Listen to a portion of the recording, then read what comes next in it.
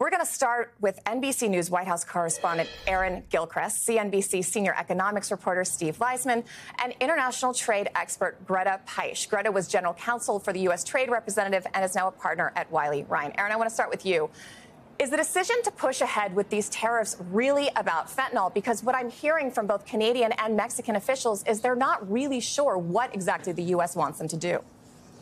I think you're right about that. We heard the same thing from the Canadian Prime Minister, Justin Trudeau, a little while ago. His press conference ended about 15 minutes ago, and he had some very blunt words for the Trump administration about what's happening right now. We talk about fentanyl, and we know that from the beginning, when these executive orders around tariffs on Mexico and Canada and China were signed, that fentanyl seemed to be the key point that the administration wanted to get across. They're concerned about those illegal drugs coming into the United States from the southern and northern borders in particular. At the same time, we've seen President Trump and other members of the administration point to more economic concerns as drivers for these tariffs on Mexico and Canada in particular. The president posted on his social media site today, Canada doesn't allow American banks to do business in Canada, but their banks flood the American market. Oh, that seems fair to me, doesn't it? A rhetorical question there. Obviously, we do know that American banks do business in Canada, quite a bit of business in Canada, as a matter of fact. But this is what is murkying the waters, if you will, in terms of what exactly is the issue that President Trump wants Canada and Mexico to address. When the Canadian Prime Minister, Christina, was asked what he believes is the reason for these tariffs, he said that he believes that President Trump wants to collapse the Canadian economy and that he wants to do that in order to make it possible for the U.S. to annex Canada.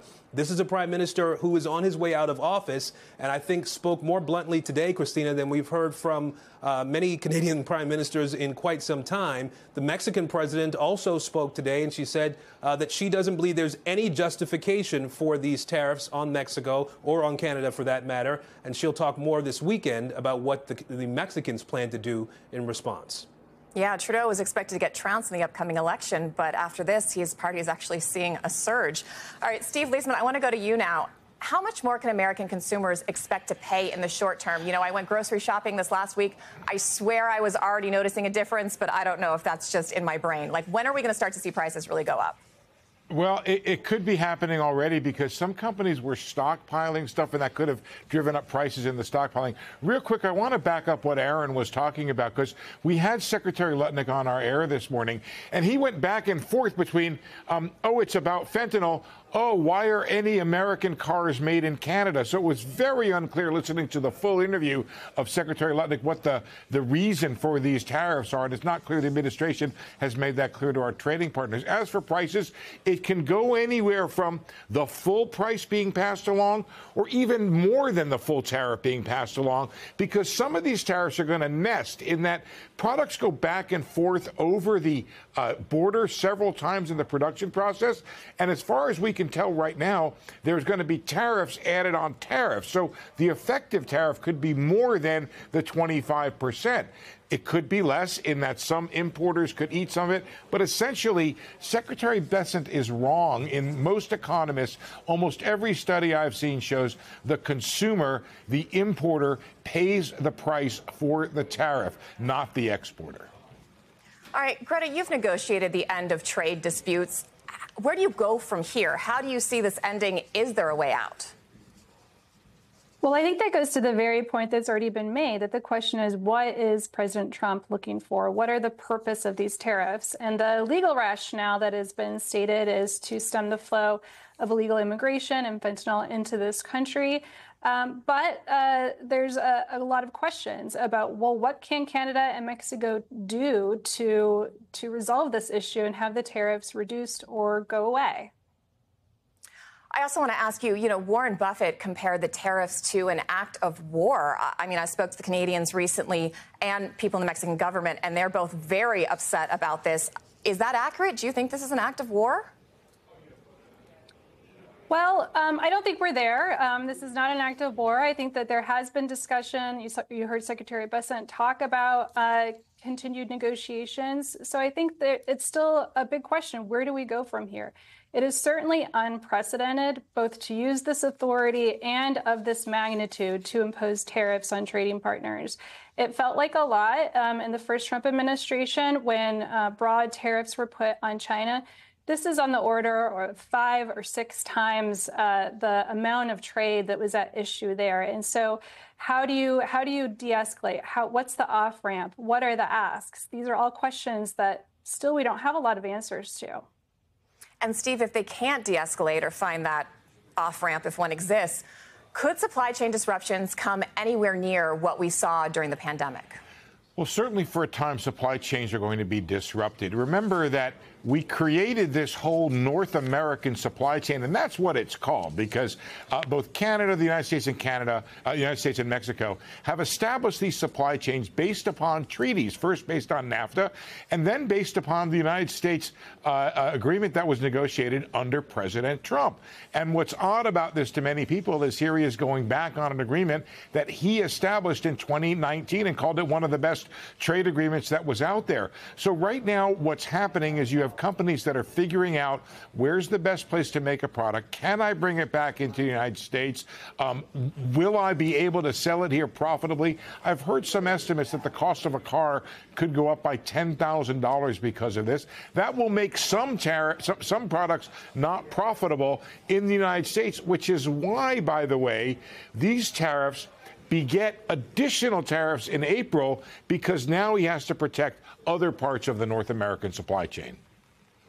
Yeah, Aaron, talk to us about the politics of this, because as Steve just mentioned, you know, the USMCA, which is what came after NAFTA, was negotiated by the first Trump administration. So not only is he kind of going back on his policy there, but he campaigned on lowering prices, and he seems to have backed himself into a corner here. How much of tonight's address to Congress do you think the president is going to focus on the economy? Well, I think you'll definitely hear the president talk about the economy, and probably more from the perspective of the successes as he sees them at this point.